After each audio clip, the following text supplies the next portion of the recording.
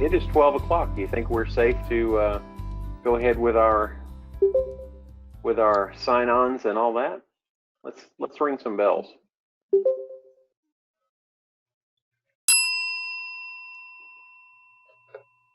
That's really obnoxious, but I love it. It's fun. Okay. Want to call the meeting to order and welcome everyone to Remotary. We're glad that you're here with us. This is episode 12 for those of you scoring at home. We're glad that we're able to continue doing this. Let's move on to our weekly devotional, and I think this is kind of interesting. The meaning of life is to find your gift.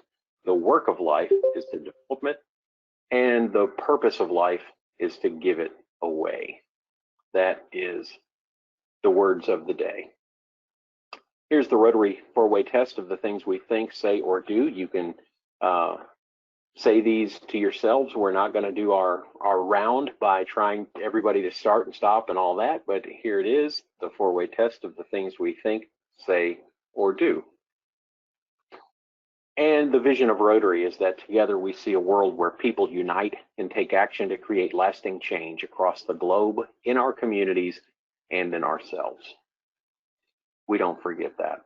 Welcome to our guests, anyone who's visiting with us today and joining us for our Remotary sessions. We're glad that you're here.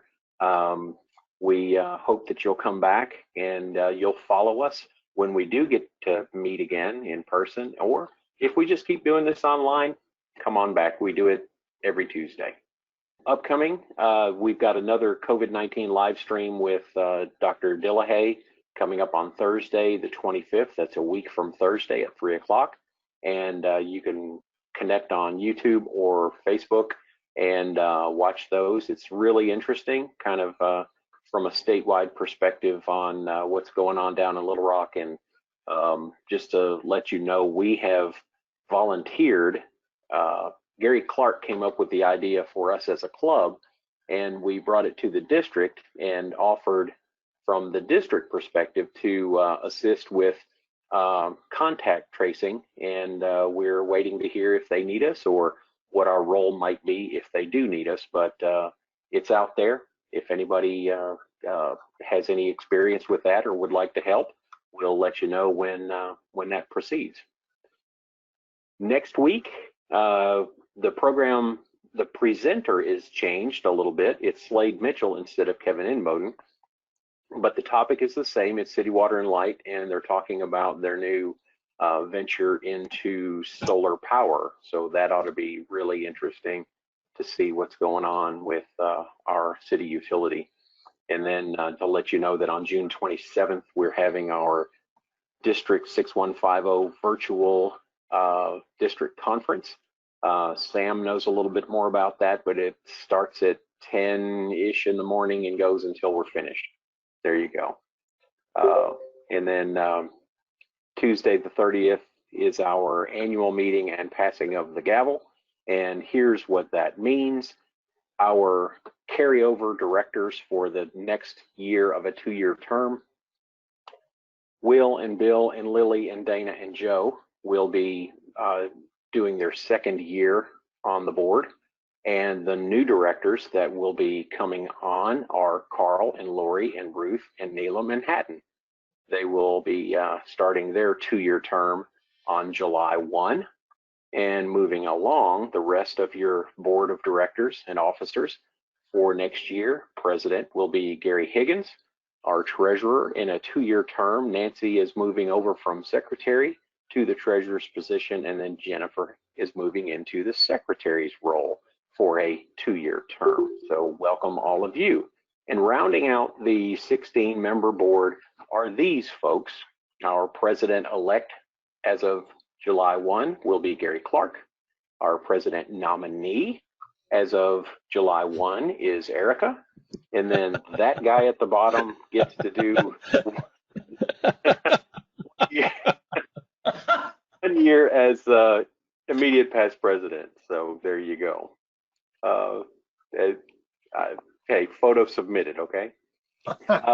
Now, the moment we've all been waiting for, and this was obviously one of our most interesting and captivating programs during our Remotary sessions. And last time Dr. Speights was here, it was immediately decided that please ask him back, because this was good stuff. This is important things for us all to learn and know and experience. And so, Dr. Speights, welcome back to Remotary. We're glad that you're here, and thank you for sharing.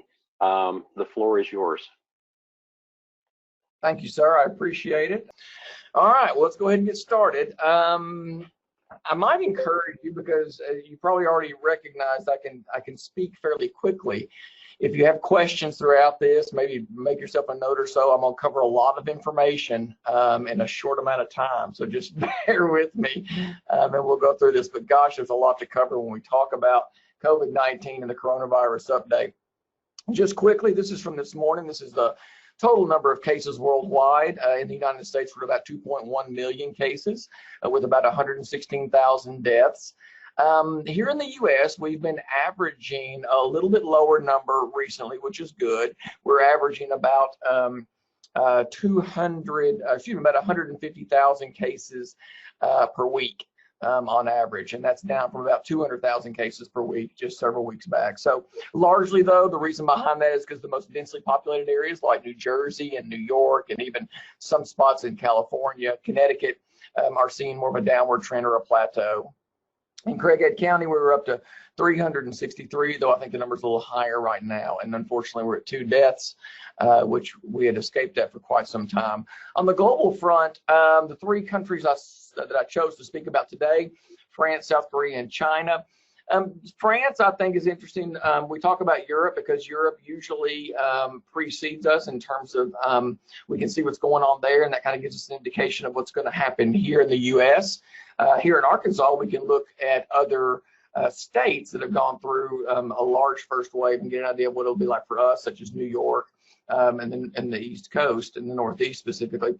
So in France, they're moving forward with reopening, despite the fact that they are seeing some cases.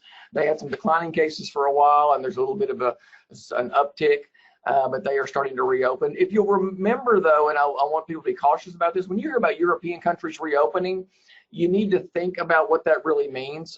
For example, in Italy, reopening for them meant that an individual could leave their home and travel 400 meters at a maximum.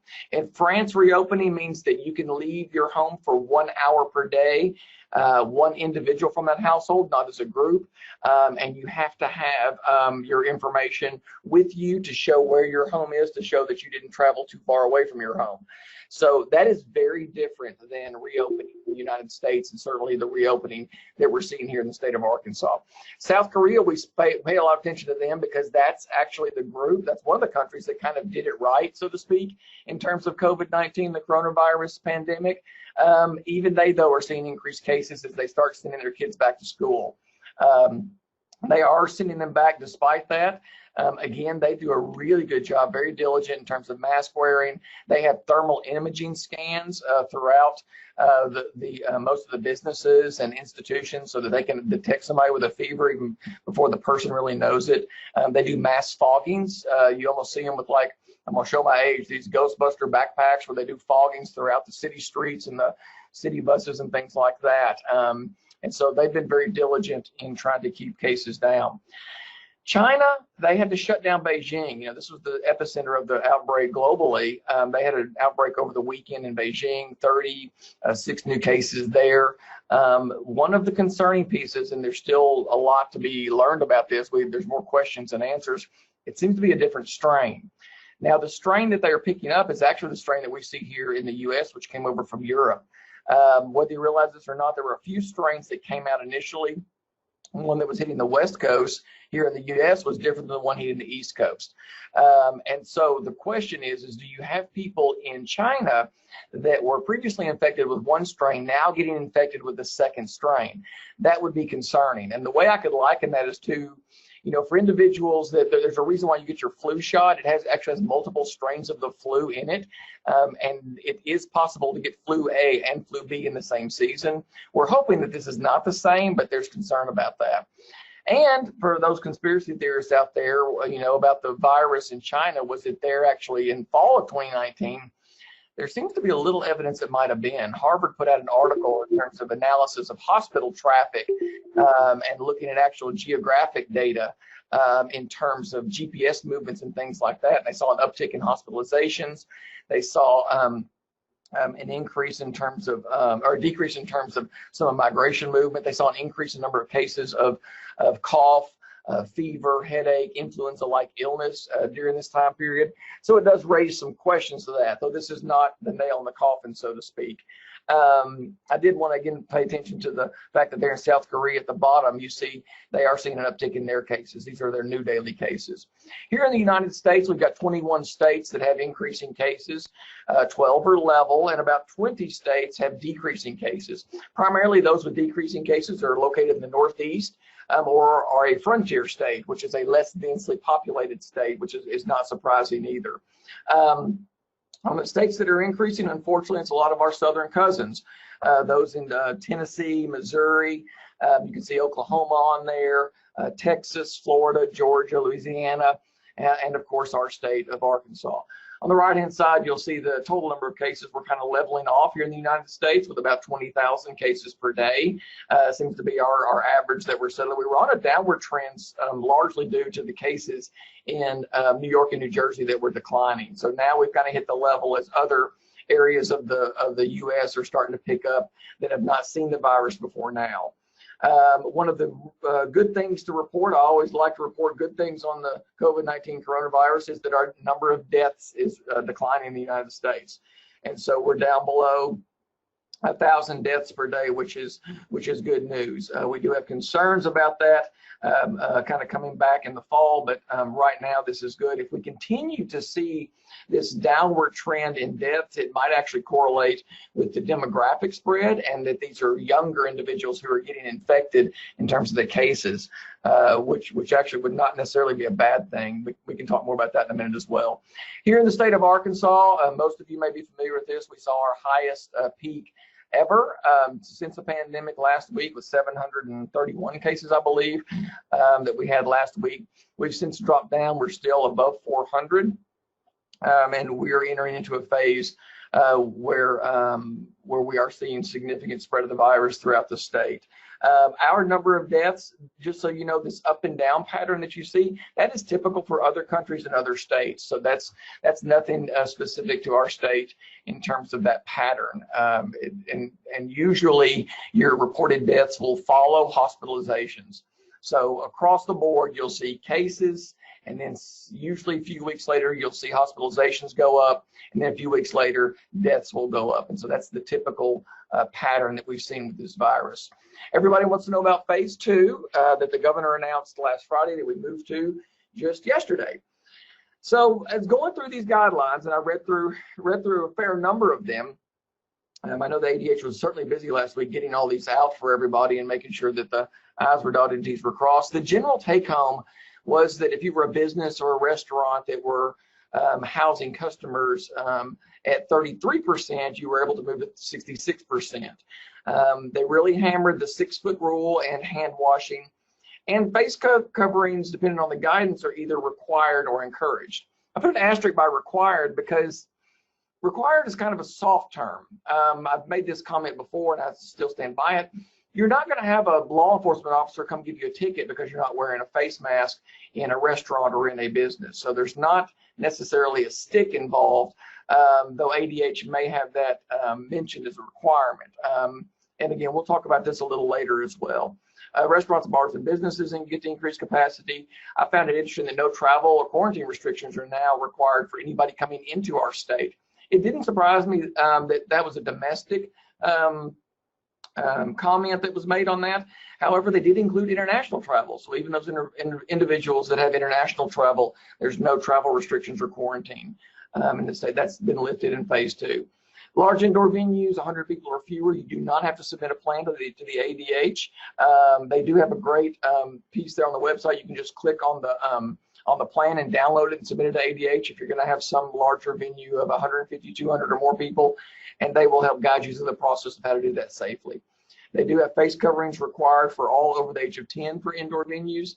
And again, you'll just submit a plan. Places of worship, they actually put this guidance out previously, so there was no change to the places of worship. It's actually buried in their initial guidance for places of worship. If you go down about halfway into that page, they talk about phase 2 and phase 3. Specifically, though, children's programs and young adult programs can resume.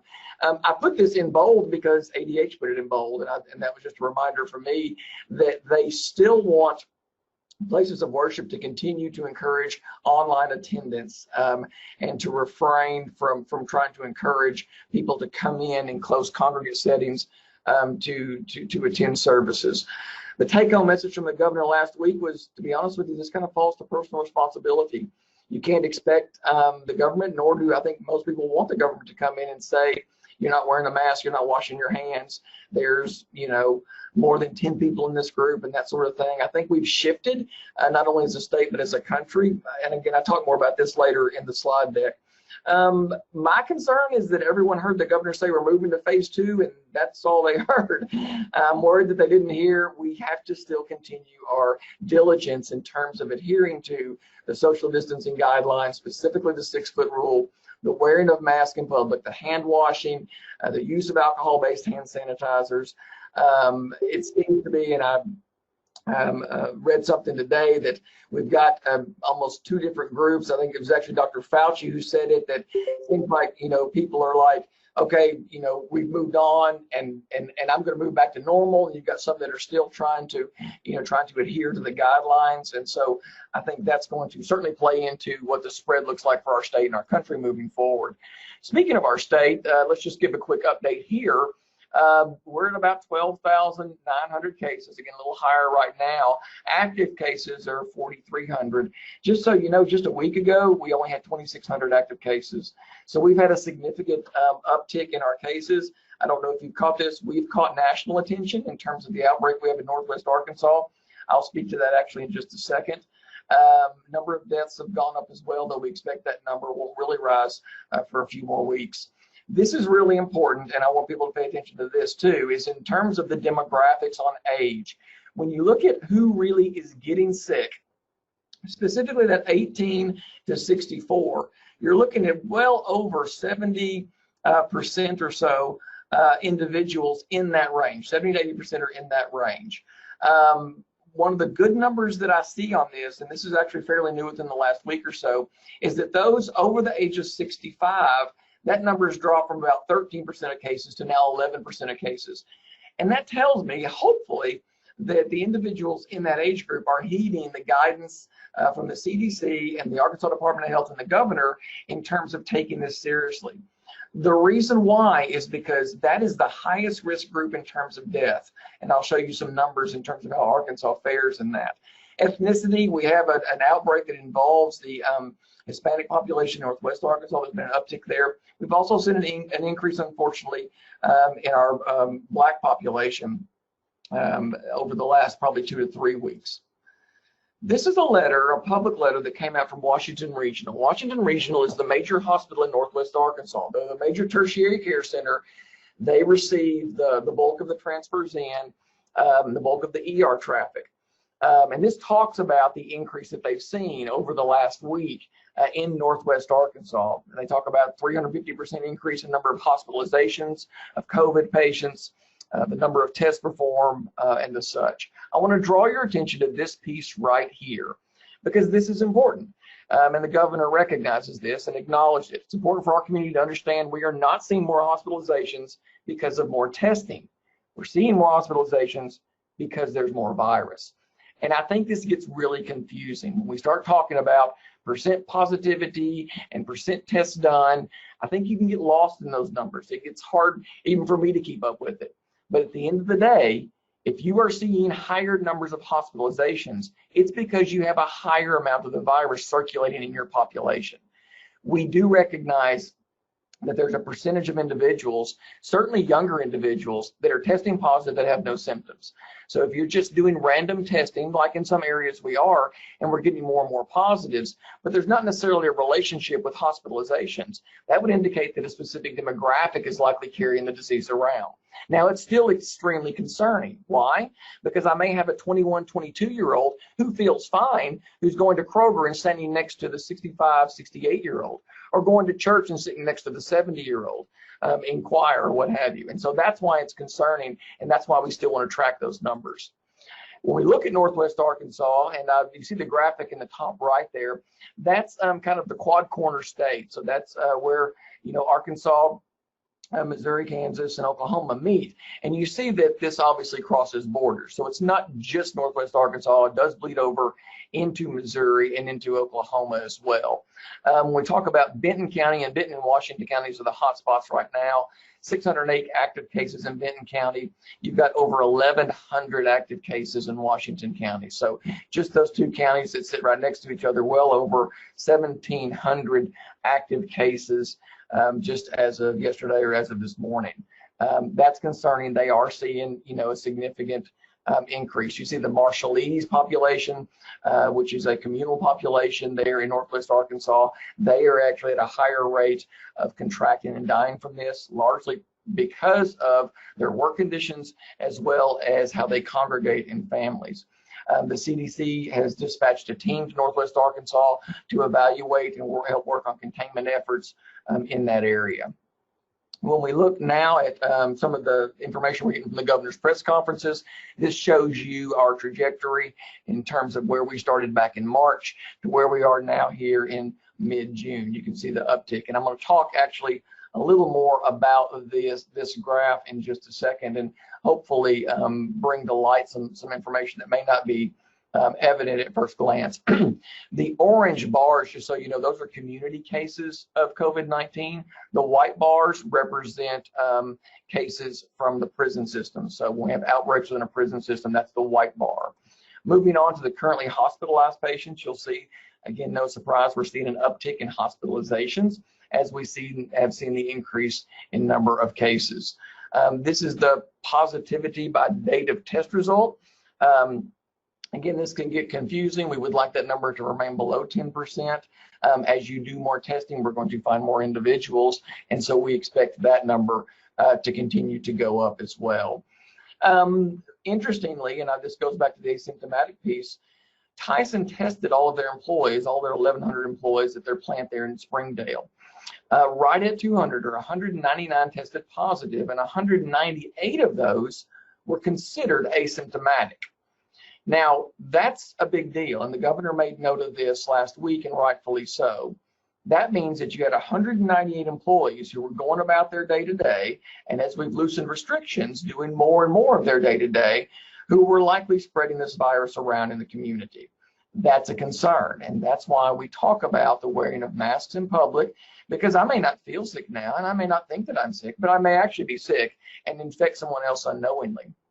And it may be someone who's at a high risk of significant infection or death from this virus.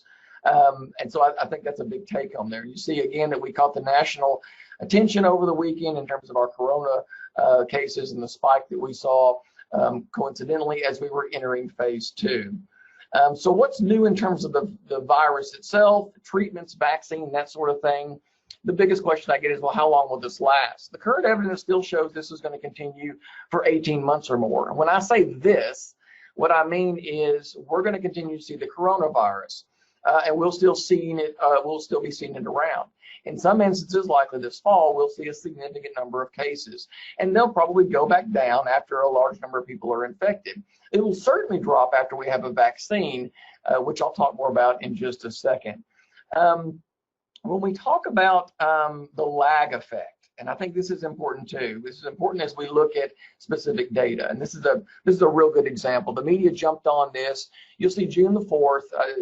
Most of you may or may not be familiar. There was a big party at the Lake of the Ozarks on Memorial Day weekend. The video went almost as viral as the coronavirus, and was shown around the country and around the world. All these people at these outdoor pools and party areas in close congregation, obviously no mask.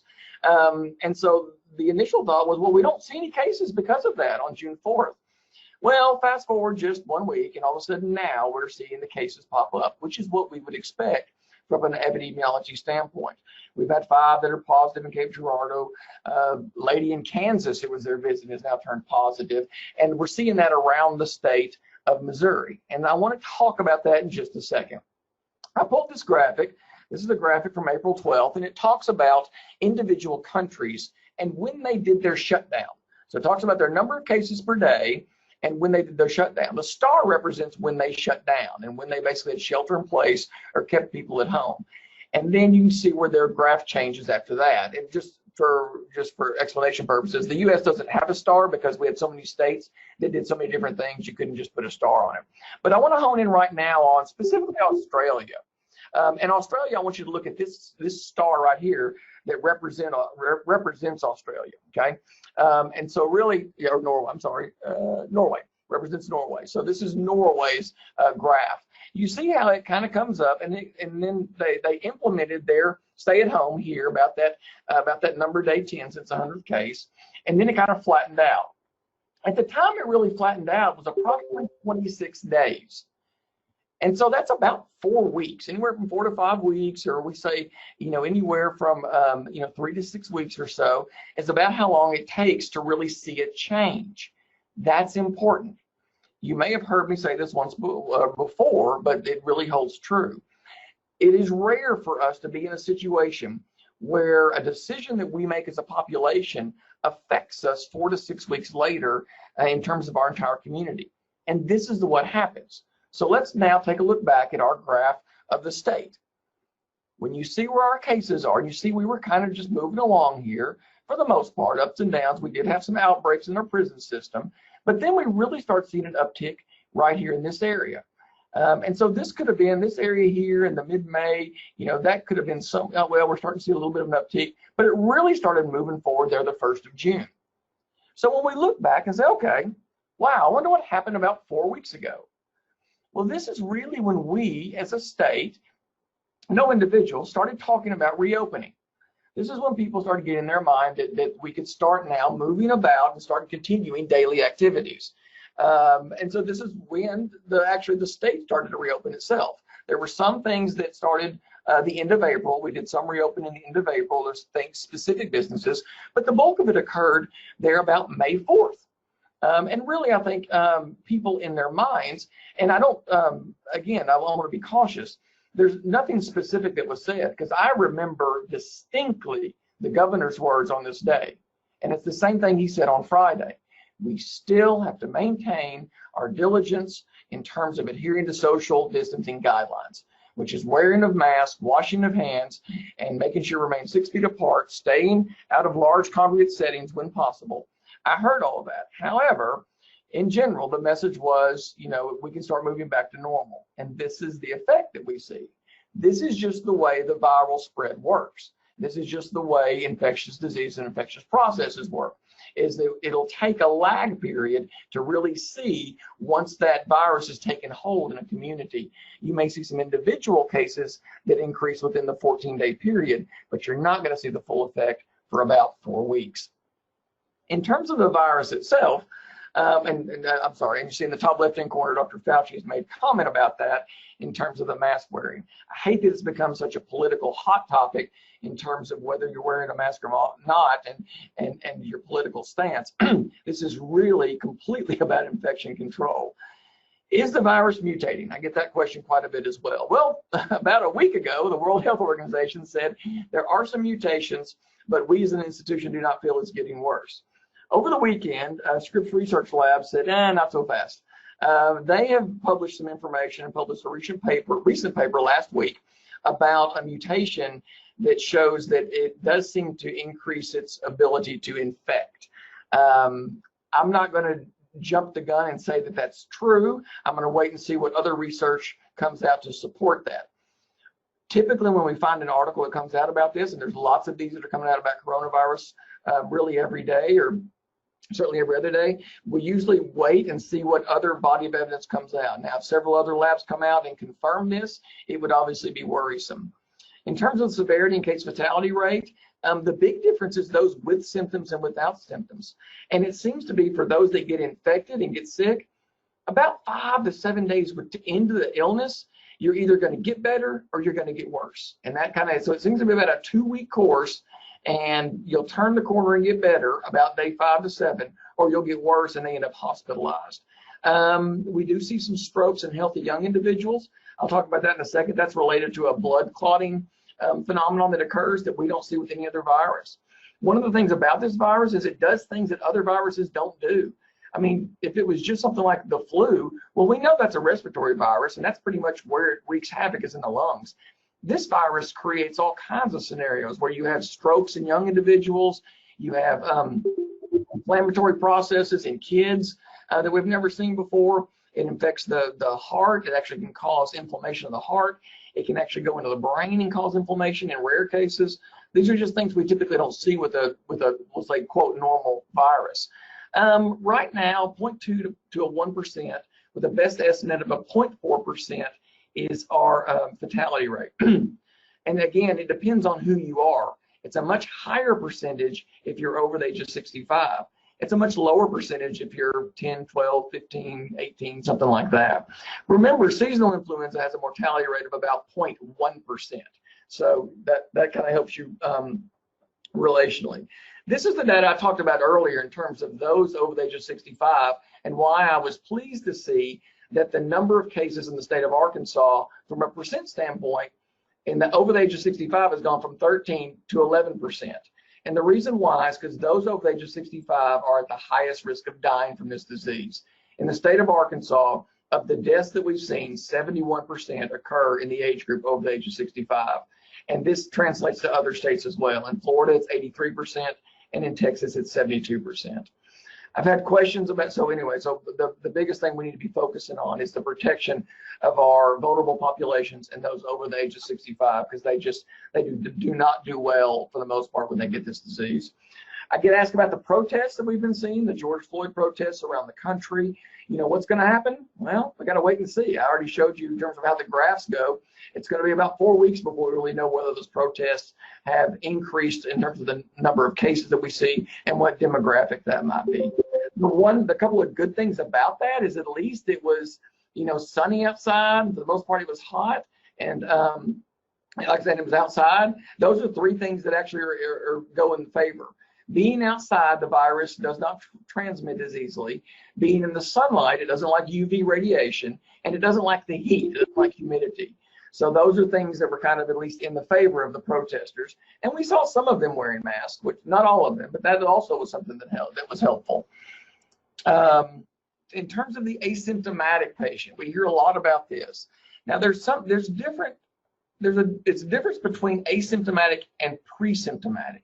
Asymptomatic is somebody who gets the virus, and we saw this here on the ASU campus. We had student athletes that came back, had no symptoms, felt fine, and about 16 of them, 13 to 16 of them turned positive out of the 60 that came back. And we were just randomly testing them. They had no symptoms at all. That's concerning because, you know, again, they're back in the community, who knows where they're going, who they're coming in contact with, and what's going on there. Those are truly asymptomatic. Pre-symptomatic means you're shedding the virus before you have symptoms. So you're spreading it around, but then you eventually develop a cough, a fever, a headache, or something like that. And so asymptomatic are concerning because they never developed symptoms and never knew they had it. The best guess right now, it used to be we only thought about 5% could do this, but the numbers have gone up to almost 40% or so can spread it asymptomatically. And largely these are younger individuals that are doing this, and they can spread it up to 14 days. One of the strange things on this, and this is again, just because this is such a strange virus, even those individuals who do not have symptoms, let's say the 18, 19, 20-year-old who has no symptoms of the virus, you can still see abnormalities on the CT of their chest. So when we CAT scan their chest, you still see evidence that they got infected by that. No one knows what that's going to mean long term. Remember, we're only 4 months into this virus. So nobody knows right now is what does this mean in terms of their lung function, you know, 1, 2, 3, 4 years from now. But what a very strange and concerning finding is that you can be infected with the disease, not ever have any ill feelings, and then but still have damage show up on a CT scan. So again, just underscores how much we don't know about it. We've been working on treatments, talked about monoclonal antibodies. Convalescent plasma is a positive, though now we add steroids to it when we give it. There's some, it's plus minus. We see some effectiveness, like I said, about 76% of patients. But then there was a new study that came out that said in really critical patients, it didn't really show a benefit. So you kind of take the good with the bad. And this is just the way the research occurs. We don't make the data. We just interpret it once it comes out. Hydroxychloroquine, that's a hot topic and has been, for quite a while. You may remember there was initial information that came out that said it was not good. There's actually a VA study that said there was higher death rate. And then 2 specific studies came out by the same group that said that it was not effective and was harmful. Now, we did further analysis, and the data from that group, it was not good information. And so those articles have since been retracted. However, the previous data still held up scrutiny, or we call peer reviewed, and it's not, we don't find hydroxychloroquine being of benefit at this point. As a matter of fact, and this just happened yesterday, I think, the FDA has now pulled it for EUA. EUA is emergency use authorization, which means that as a physician, I can write for it as a prescription, and it'll be covered under an emergency authorization because it's not really, the drug wasn't made for this. And they just revoked that yesterday, and so that's kind of obviously a big deal in terms of those individuals who were trying to use that medication. Remdesivir is still the medicine that we're using in ICU patients. Shows some improvement. It is by no means a cure. It is by no means a silver bullet for those individuals, but it does help in some critically critical patients in the ICU. Interesting ibuprofen trial going on. Don't run out and buy this because it's a different type of ibuprofen than we get here in the US. It's a trial in the UK, and it's actually a lipid form of ibuprofen. So it's not the Advil that you get over the counter here, but lots of these, I put this out there just because there's a lot of things going on, a lot of medications being looked at and treatments being looked at. And I've got another slide, I think, of this. There's some arthritis medications being evaluated. So there's a lot of that going on, and hopefully we'll hear more about that in the coming months. We would like to have something in the toolbox before fall. Other treatments, gosh, there's a whole list of lessons learned by those, certainly in the Northeast, in terms of, does everybody go on a ventilator? Wow, we should hold off on narcotic use. Let's not forget the psychology of illness and the need for human contact. We saw this a lot in the Northeast in terms of, you had individuals basically dying alone. And, it's no surprise that there are worse outcomes. You can't have a family member come and see you, or you can't have, a loved one check in on you. That's not surprising. We've known about that in terms of just disease management. Anyway, it's been amplified because of this. The health care protection workers, protection of healthcare workers, that's a big deal. What they were finding in the Northeast and in New York was that they would put patients needing oxygen on the nasal cannula. You may think about that cannula, that little tube that goes under the nose that basically forces oxygen into your nose and you can breathe it in. If they were getting a large amount of that, it would create basically, a wind tunnel. And so individuals, healthcare workers were getting infected by putting the nasal cannula on the patient and basically forcing virus out their mouth or out their nose and then infecting the healthcare worker. Just kind of shows how infectious it can be. Like I said, a lot of companies are working on this and trying to work on the endothelial damage that occurs, which endothelial damage, the reason why I mentioned this is why people that have diabetes, heart disease, high blood pressure, it's why they're at higher risk of issues with COVID-19, is because this virus can infect the insides of the arteries. So that's concerning. Where are we on the vaccine? Hopefully one of the phase 3 trials will start in July with about 30,000 subjects. Remember, it's multiple phases. It takes a while to get a vaccine.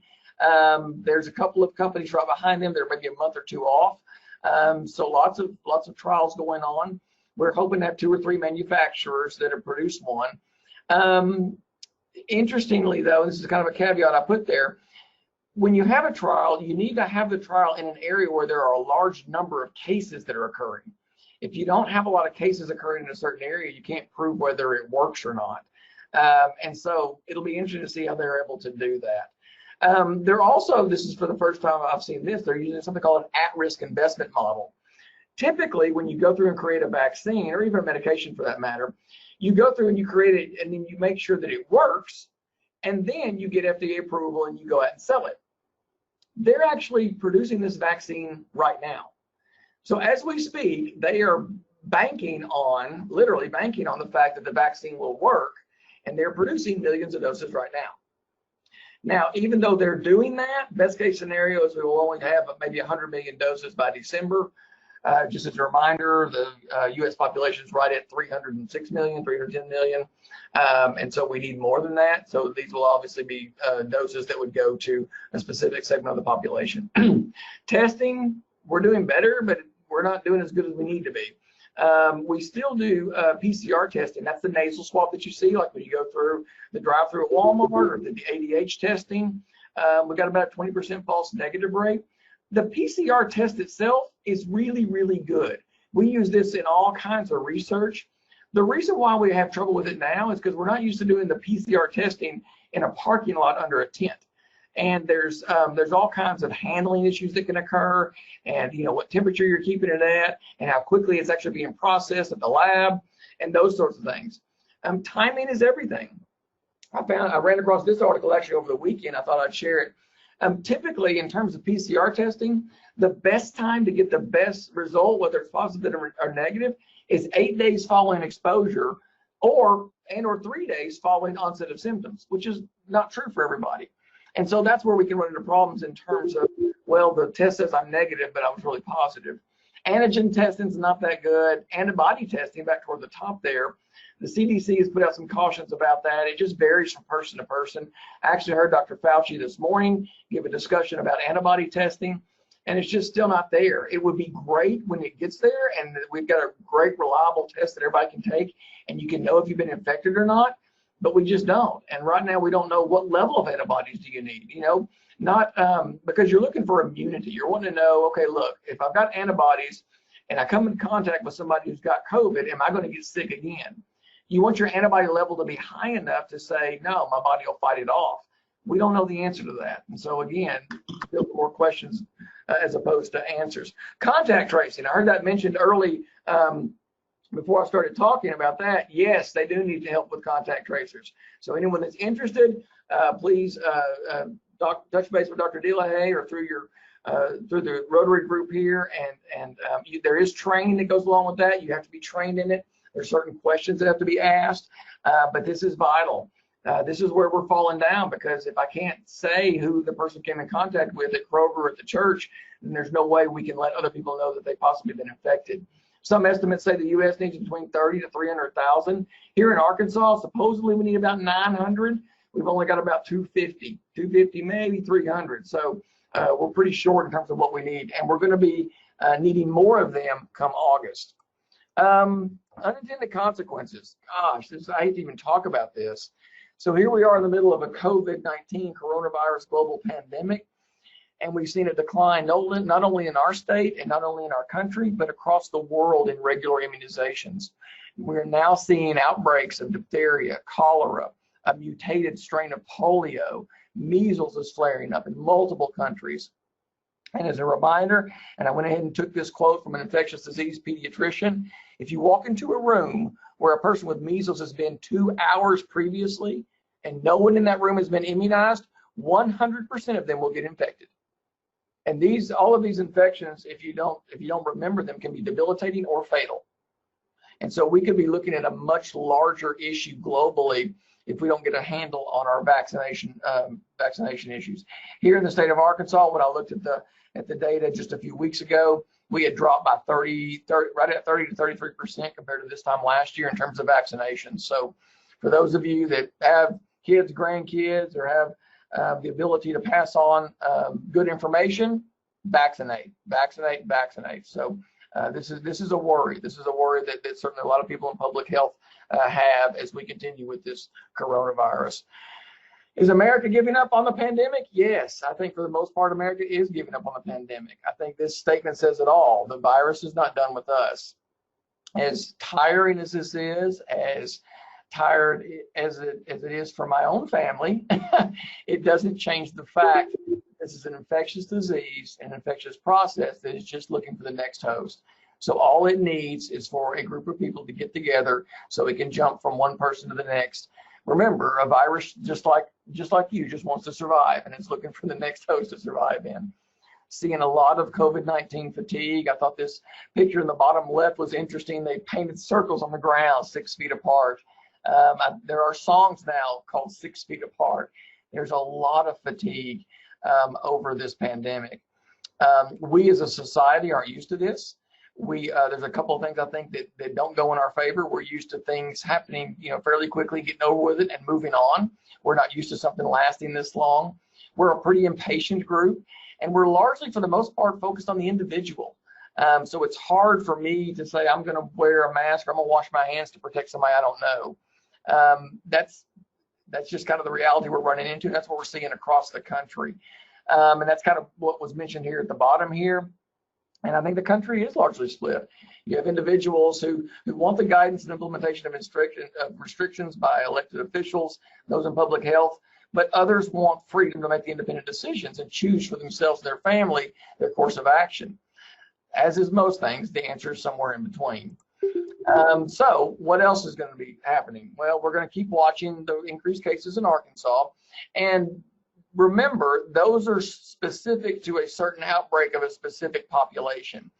We could easily have something like that here in Northeast Arkansas, and we likely will. And it'll likely be tied to some sort of event. It'll be some sort of event where a group congregated and the virus was passed back and forth. That's what we're seeing across the country, and that seems to be the pattern, is there are events or there are congregations of people that come together for something, and then you hear 4 weeks later there's 40% of those individuals got infected. We've moved on to phase 2. Certainly economically as a state we've had to do that, and we need to do that. But we're going to continue to watch and see how each state reacts. It's interesting when I take and look at us compared to Georgia. Georgia went wide open, I think, the 1st of May. We have been staggered, we have been phased, we have been intentional. I think the governor and the Department of Health has done a great job of that, as opposed to what happened in Georgia, where they basically just opened the doors the 1st of May. They consistently are running 500 cases or more a day, and their deaths are also following that. They have much higher cases and much higher deaths, and that's just a comparison to a similar southern state. Plans for the inevitable this fall, which is that we will go back to school, K-12, universities and colleges, and we will see an increased cases. There will be more planned events that occur, which I thought was an interesting dichotomy, because many national medical groups, our national group that oversees all medical colleges of osteopathic medical schools, as well as our sister organization, have canceled all in-person meetings until June of 2021. So many groups have actually come out and said we're not doing anything, not even going to look at it until summer of 2021. And what about football? Well, as you'll see there on the right, this is from ESPN, and this is not new. This is actually new within the last few weeks. You see that Ohio State football players and parents are being asked to sign a coronavirus risk waiver. That's something that universities and colleges have come up with to be able to try to absolve themselves of risk from if your player gets infected, while at a university function. There was a case there at Jonesboro Public Schools. I got interviewed about that. It's going to happen. I think I even made the comment to KAIT. It's going to happen to NYIT. And you're going to have everybody in your organization. At some point, you're going to have to find somebody's going to get positive with it. And the reason why is because we're moving around more as a population, as a community, and as a society. We're moving around. We're interacting with each other more. And I tried to make this point when I was interviewed. You don't have natural immunity to this. It's a brand new virus, and so the only options are really to get infected or to have the vaccine. And we're not going to have a vaccine anytime soon. And so the best thing to do is to protect yourself and those that you care about and those that are most vulnerable. to look over, somewhere else that's been hit hard. You see in the bottom left-hand corner that the governor of New York is already threatening a shutdown of Manhattan. I'm on meetings constantly with my colleagues in New York, and they said, yeah, absolutely, that's what we're hearing, is that if cases start going up again, they're going to shut us back down. They've got a 7-phased approach in the state of New York that they're doing. For them, though, to be honest with you, it's probably a little easier. Most of them know somebody that's gotten sick or died from it, and it was real for them because it literally was in their backyard. I think we did a great job here in the state of Arkansas, but I think for some it just wasn't real enough. When the cases that we did see here, which were the few. I wanted to kind of leave you. I got one more slide after this, but as a reminder, I don't remember if I've told this group before. I've spoken to several groups. I can't remember if I talked to you about exponential growth. This is a hard topic for the human brain to kind of wrap its mind around, no pun intended. It is. It's just kind of a hard thing to think about. They do a great illustration. There's a great video that PBS put out.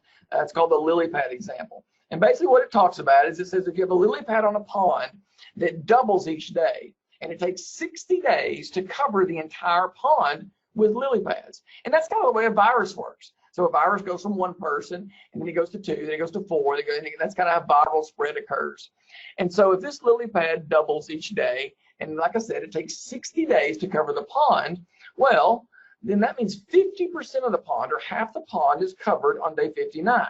And that's kind of intuitive. You say, well, okay, so that makes sense. If half the pond's covered on day 59, the other half is covered on day 60. What's not intuitive and what takes a little bit of thought is that only 1% of the pond is covered on day 54.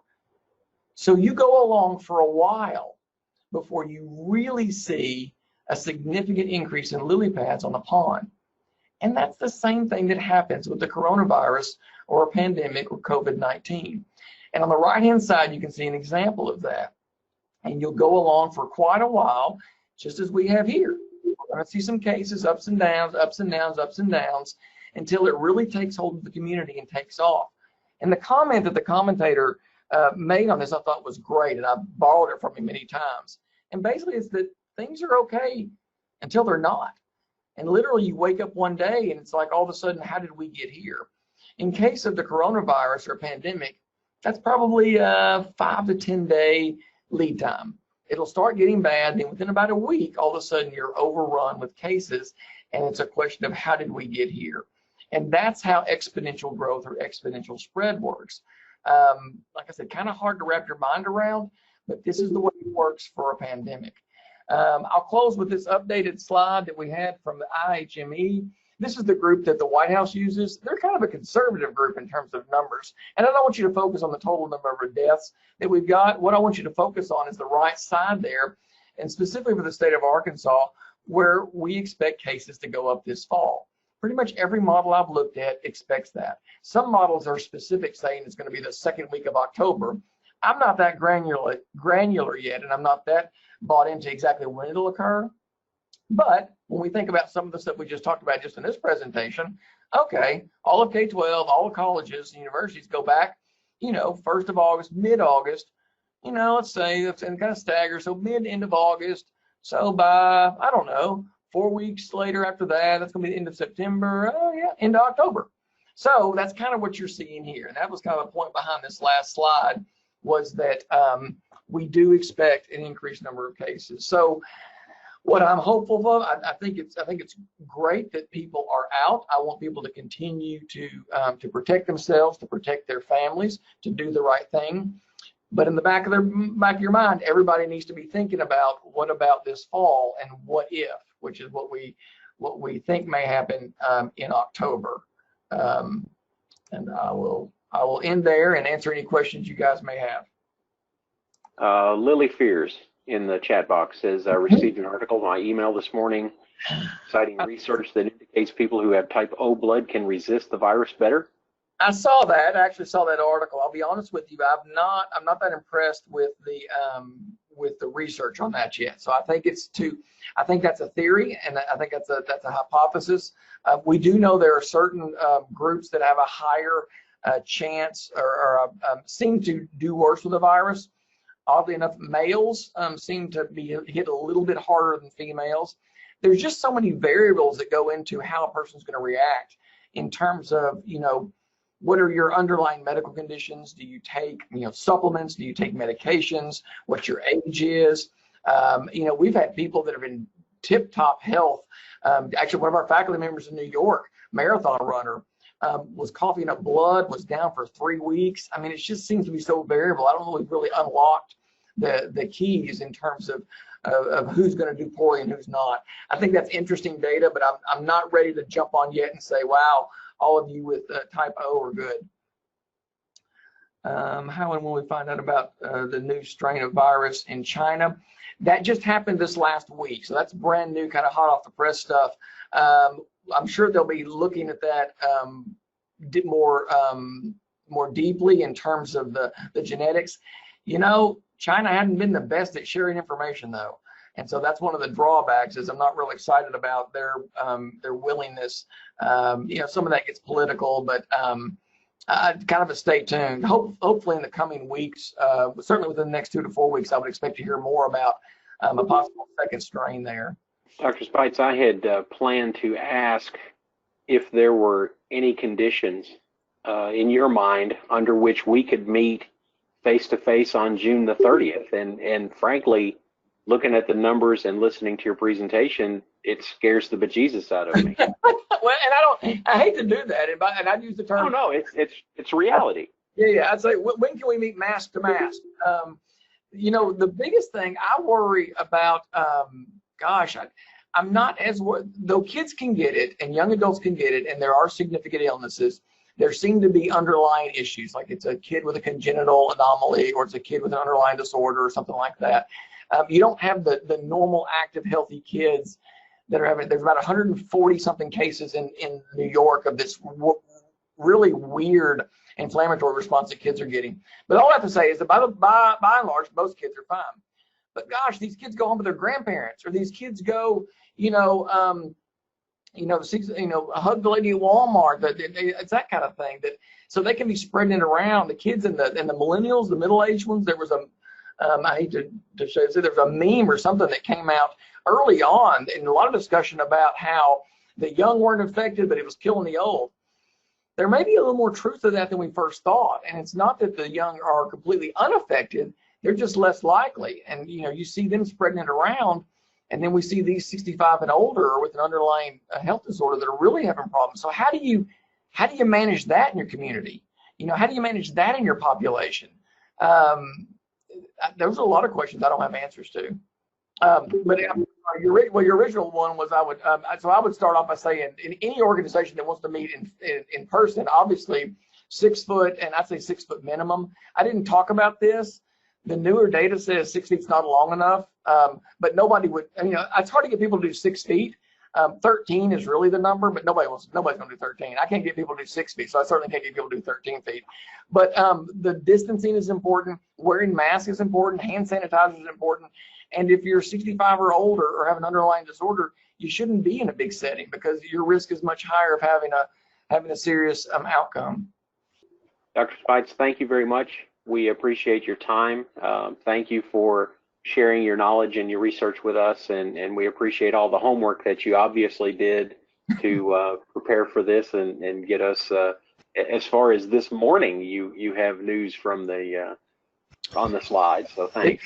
It's ever changing. So the dinner conversations are interesting at my house. So I bet they are. Well, thank you again. Everybody, here's our thought for the day that I thought was kind of appropriate and just a reminder to your chance of transmission and whether you're affecting that uninfected person and what the results are. So bear that in mind and share that with your friends. Next week we will be back again with Slade Mitchell from City Water and Light. And here's another thought for the day, just because the days that we're living in. This is Burt Bacharach and Hal Leonard, I think, is who came up with this. Ladies and gentlemen, until we meet again, be safe.